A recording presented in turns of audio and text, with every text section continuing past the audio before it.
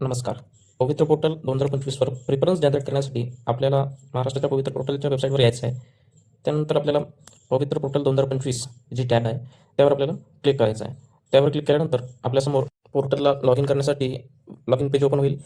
Page open झाल्यानंतर आपल्याला log in I D टाकायचा आहे. लॉग इन आय डी व्यवस्थित टाकायचा आहे. त्यानंतर पासवर्ड टाकायचा आहे आणि कॅप्चा टाकायचा आहे. लॉग इन आय डी आणि पासवर्ड जर माहीत नसेल किंवा विसरला असेल तर त्यासाठी आधीच या चॅनलवर व्हिडिओ बनवलेला आहे, तो कृपया पाहून घ्यायचा आहे. Log in I D password व्यवस्थित टाकल्यानंतर लॉग इनवर क्लिक करायचं आहे. त्यानंतर आपल्या मोबाईलवर एक OTP प्राप्त होईल.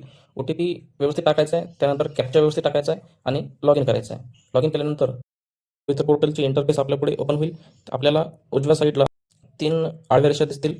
त्या आडव्या रेषांवर आपल्याला क्लिक करायचं आहे. त्यावर क्लिक केलं तर आपल्यासमोर डाव्या साईडला एक ड्रॉवर ओपन होईल. त्यात आपल्याला 2 नंबरचा मुद्दा दिसेल, preference from phase 1 with interview. यावर आपल्याला क्लिक करायचं आहे. त्यावर क्लिक केल्यानंतर त्याच्याच खाली जनरेट अँड डिलीट प्रेफरन्स दिसत आहे. जनरेट अँड डिलीट प्रेफरन्स जे दिसत आहे त्यावर आपल्याला क्लिक करायचं आहे.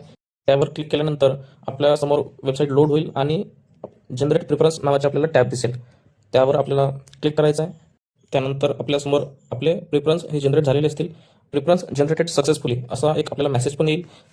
त्यानंतर आपल्याला ओकेवर क्लिक करायचं आहे. ओकेवर क्लिक केल्यानंतर आपल्यासमोर आपल्याला जेवढे प्रेफरन्स आपल्याला आलेले आहेत तेवढे प्रेफरन्स, आपली पात्रता, आपली एज्युकेशन क्वालिफिकेशन, आपण टी 1 आणि 2 जेवढं पास केलं असतील त्यानुसार आपल्याला प्रेफरन्स जनरेट होतील. कोणाला कमी होतील, कोणाला जास्त होतील, अशा प्रकारे आपल्याला प्रेफरन्स हे जनरेट झालेले असतील. त्यानंतर आपल्याला आपले प्रेफरन्स डाउनलोड करायचे आहेत.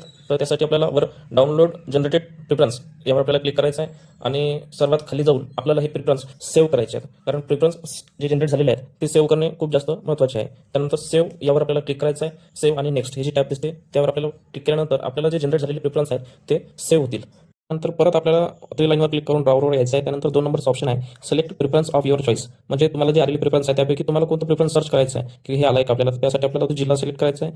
त्यानंतर एज्युकेशन लेवल, मीडियम आणि डिझिग्नेशन हे सर्व टाईप करून आपल्याला सर्च करायचं आहे. म्हणजे आपल्याला जो सर्च आपण जे जिल्हा सर्च करत आहे तो आपल्याला त्यामध्ये दिसून जाईल.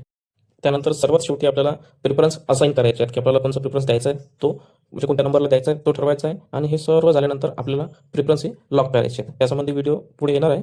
आपण आज फक्त प्रेफरन्स जनरेट कसे करायचे आणि ते सेव्ह करायचे हे आपण आज या व्हिडिओमध्ये जाणून घेतलं. मला जर हा व्हिडिओ आवडला असेल तर प्लीज चॅनलला सबस्क्राईब करा, व्हिडिओला लाईक करा. असेच नवीन व्हिडिओ या चॅनलवर येत राहतील. धन्यवाद.